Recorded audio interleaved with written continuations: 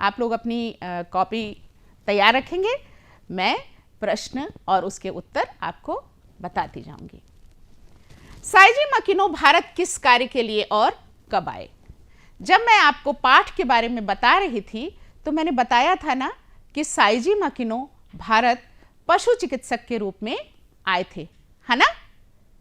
तो इस प्रश्न का क्या उत्तर हुआ कि साइजी माकिनो भारत पशु चिकित्सक के रूप में आए थे। साइजी माकिनो ने शांति निकेतन की क्या विशेषताएं बताई?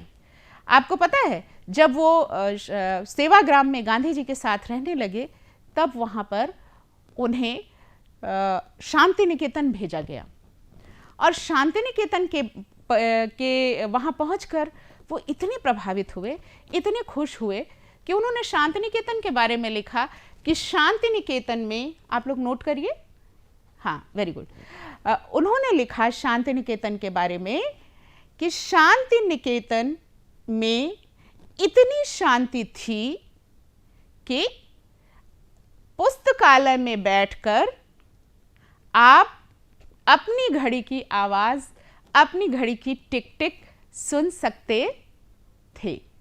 कितनी शांति रही होगी, सोचो कि आपकी कलाई की गंधी, बच्चों आप लोगों को नहीं पता है, आप लोग तो अब बड़े हो गए तो अब घड़ियों में उस तरह की टिक टिक की आवाज़ भी नहीं आती। अब तो जो दीवार घड़ियां हैं वो भी टिक टिक नहीं करती, लेकिन जब हम छोटे थे तो जो हमारी कलाई में बांधने की जो घड़ियां आती थी उसमें भी लगातार टिक टिक टिक टिक, बहुत धीमी टिक टिक की आवाज़ आती रहती थी।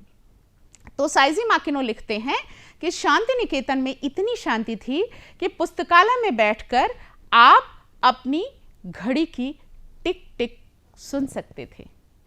तो घड़ी की टिक टिक सुनने का मतलब उस जगह पर एक अंग्रेजी में शब्द है पिन ड्रॉप साइलेंट, मतलब अगर पिन गिर जाए तो उसकी आवाज आए। शांति निकेतन के बारे में साइजी माकिनो ने ये बात बताई थी। साइजी माकिनो की क्या कामना है, यह भी मैंने आप लोगों को पाठ का सारांश बताते हुए बताया था कि साइजी माकिनो की कामना है कि हिंदी विश्व शांति की भाषा बने। साइजी माकिनो की कामना है कि हिंदी विश्व शांति की भाषा बने और मैं आजीवन उससे जुड़ा रहूं। जापान में हिंदी की क्या स्थिति है? जापान में हिंदी की स्थिति, ये भी मैं आपको बता चुकी हूं इसके पहले कि जापान में हिंदी की बहुत स्थिति अच्छी है।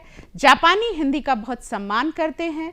ओसाका और टोक्यो विश्वविद्यालय में हिंदी एक विषय के रूप में पढ़ाई जाती है और वहाँ पर लोग उसमें ग्रेजुएशन और पोस्ट ग्रेजुएशन, मतलब स्नातक और परास्नातक की डिग्री भी लेते हैं।